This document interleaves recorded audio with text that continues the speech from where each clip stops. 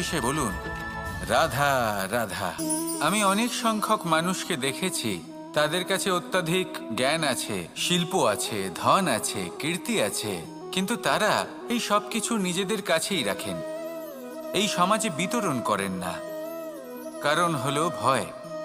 ওনাদের মনে হয় যে যদি আমি এই সব কিছু সমাজে বিতরণ করি, তাহলে সমাজ আমার শিল্প হোক, ধন হোক, জ্ঞান হোক, কীর্তি হোক, সবকিছু চুরি করে নিয়ে যাবে, আর তার বদলে আমি কিছুই পাবো না।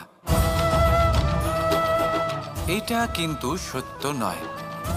সত্য হলো এটাই যে যদি আপনি নিজেকে এই সংসারের প্রতি সমর্পিত করেন, তাহলে এই সংসার আপনার প্রতিও সমর্পিত থাকবে। আপনি শুধু ধন, জ্ঞান, কীর্তি, সম্মান পাবেন তাই নয়, বরং এই সমাজ আপনাকে নিজের চোখে হারাবে, মনের মধ্যে স্থান দেবে।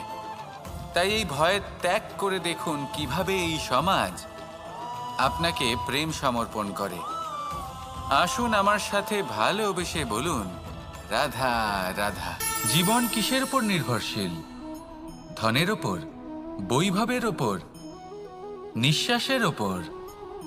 না, এই জীবন নির্ভরশীল বিশ্বাসের ওপর। বিশ্বাস নিজের ওপর, বিশ্বাস আমাদের আপনজনের ওপর।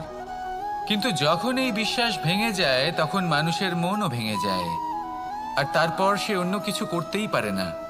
তখন কি করা যেতে পারে? 3টে কাজ আছে যা আপনি করতে পারেন। প্রথম, ভালোবাসা। যাকে আপনি ভালোবাসেন, যারা আপনাকে ভালোবাসে, ভুল যারই হোক না কেন, তার কাছে ক্ষমা চাইতে কখনোই সংকোচ বোধ করবেন না।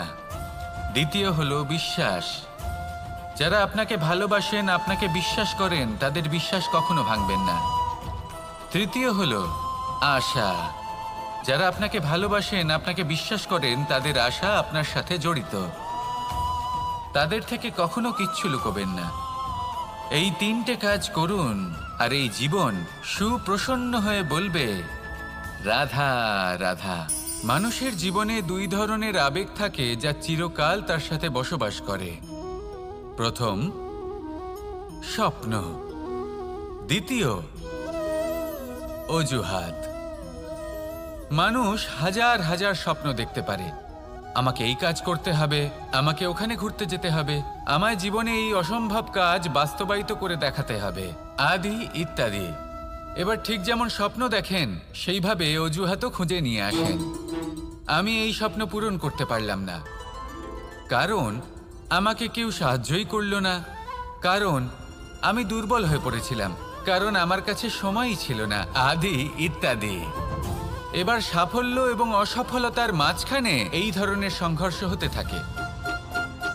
সাফল্য তখন লাভ করা সম্ভব যখন আপনার স্বপ্ন আপনার অজুহাতের থেকে অনেক বড় হয়, আর অসফলতা তখন পাবেন যখন আপনার অজুহাত আপনার স্বপ্নের থেকে অনেক বড় হয়। আপনি যদি সাফল্য লাভ করতে চান, তাহলে চেষ্টা করতে থাকুন, পরিশ্রম করুন। যদি অসফল হন, তাহলে ভয়ভীত হওয়ার কোনো প্রয়োজন নেই। নিজের ভুল বুঝুন, তাকে শুধরে নিন, আবার চেষ্টা করুন।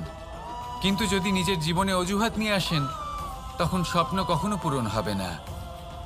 আসুন আমার সাথে ভালোবেসে বলুন, রাধা রাধা। ভয়ের সাথে আমরা সবাই পরিচিত, কষ্টও আমরা সবাই পেয়েছি।